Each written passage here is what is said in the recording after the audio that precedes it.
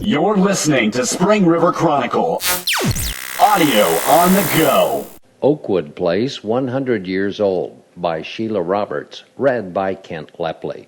Standing at the foot of Wahpeton Hill in Hardy is the beautiful, rugged house that was once the home of the Turners. After attending the 1904 World's Fair in St. Louis and viewing a square log home on display, Sterling Price Turner returned to Hardy and decided he would have one built of his own.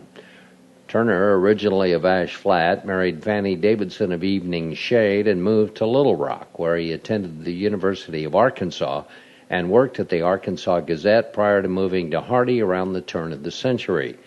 In Hardy, he not only operated the Turner Mercantile Company, but was also president of the school board and a member of the state legislature, as well as an organizer of the Farmers Bank of Hardy, where he served as president.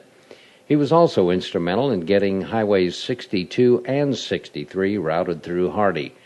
With the help of his wife, he was able to get a high school established in Hardy.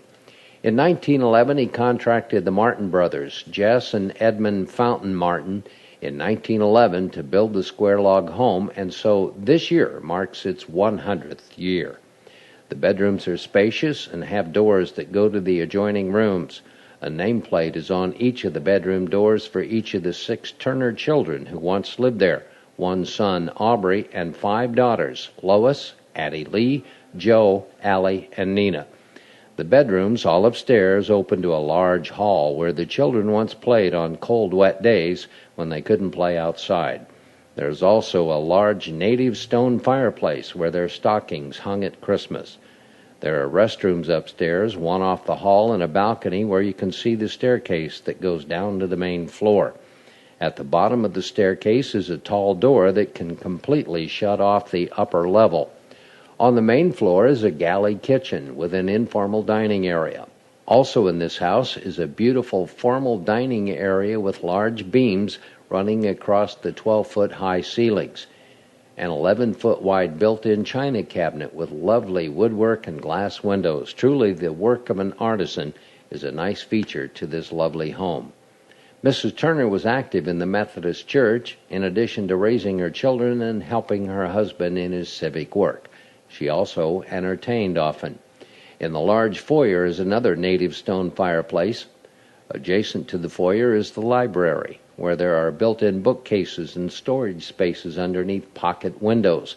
The windows in this house actually slide into the walls. It is a unique and elegant design, especially for this time period. The library was the room where the Turners displayed their cedar Christmas tree glowing with candles. Outside the foyer is the wide, shady porch that towers above the street below. It is unusually private for a front entrance, situated as it was so that no passerby could see those above. This was the gathering place for the Turner children's friends. On the other side of the foyer is the living room, beautifully decorated in rose-patterned wallpaper, contrasted by the beam ceiling and sturdy wood features of the home.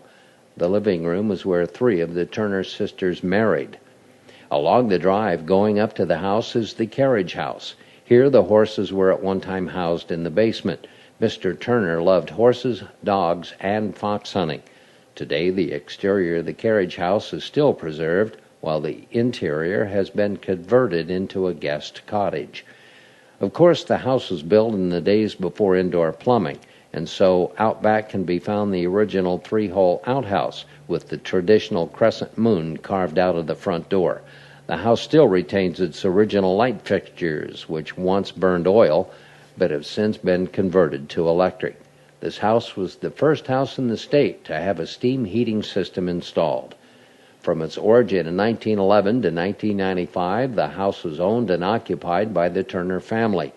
The daughter of Aubrey Turner, Margaret Turner Rutledge, and her husband, George, lived at Oakwood Place for some time.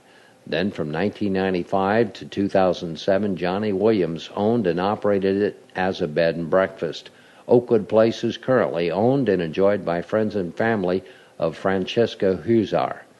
The Martin brothers' grandsons come to visit Francisca from time to time and reminisce over the stories of the building of the house as told to them by their family and to admire their grandfather's work.